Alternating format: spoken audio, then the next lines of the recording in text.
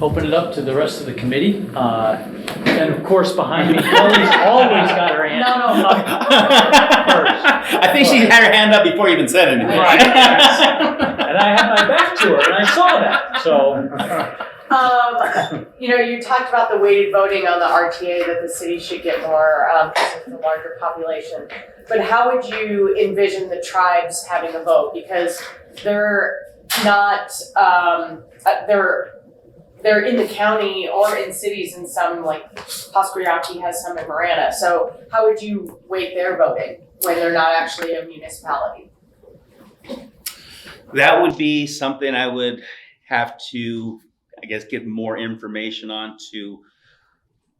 Yeah, I don't have an answer to that one because I'm not that familiar with what their vote is. Okay, when it comes so to that. second part of that question. Sorry. Is, if you were Marana or Oro Valley, would you stay in the RTA if the city had weighted voting? Probably not. Thanks. other questions? Michael? No, thanks for being here. Thank you. You're an independent, running as an independent. Lucy is running as an independent in Ward 3. Very different independent. Mm-hmm. Very different.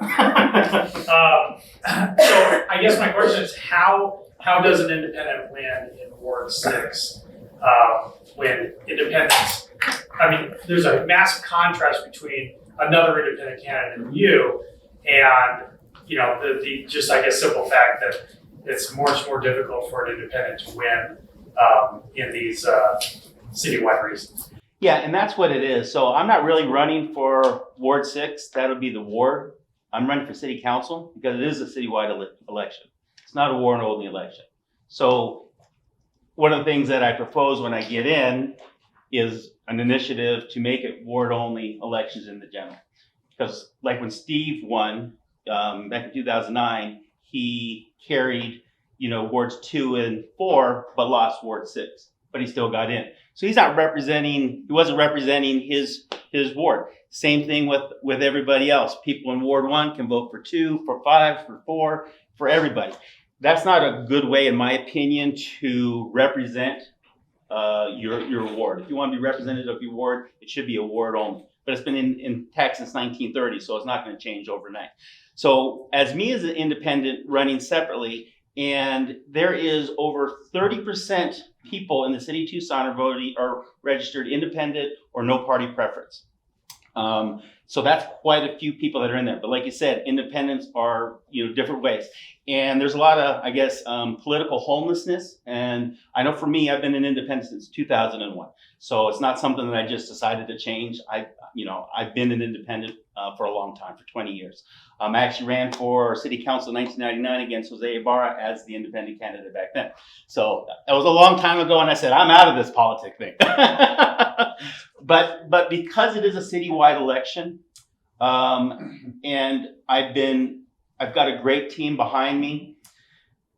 My slogan, for lack of a better word, or what we're doing this campaign is unity in our community. And unity in our community includes everybody and working together and talking with each other, not acting like we're in third grade and we're not talking to somebody else because they disagree with us. I'm talking with libertarians, Republicans, Democrats, other independents, all organizations across the board to see how we can work together as a city that communicates with each other. I've been to a lot of events that people have taken me in, embraced me, some that are kind of, well, you kind of maybe, but at least they're giving me the opportunity to speak on their platform and we can have a discussion and a dialogue. I think the city of Tucson is upset with their current mayor and council. The division that they're creating within our residents is self-evident. And I've seen this doing a lot when I was collecting signatures from different meet and greets that I go to from other different meetings.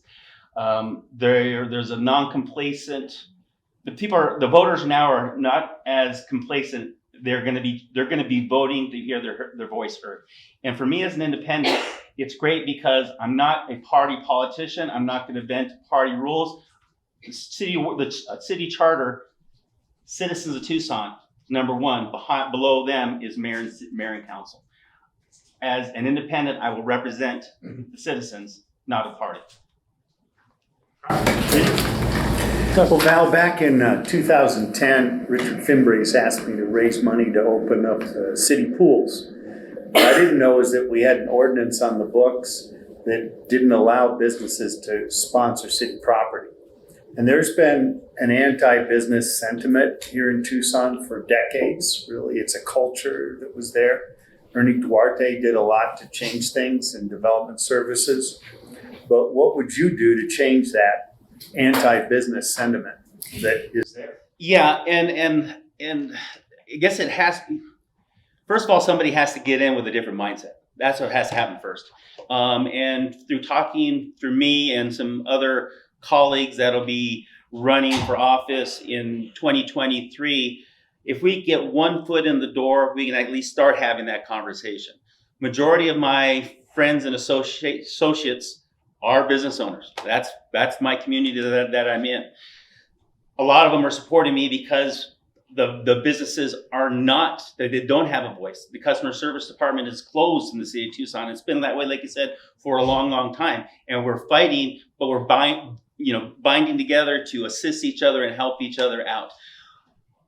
I know getting in there would be the first thing. It's going to be difficult because if you don't have a second to a proposal, you're not really going anywhere. But if we have nobody in the conversation, it's never going to change. So I want to be that person that's going to change the conversation, or at least put the different perspective out there, and how can we be more business friendly.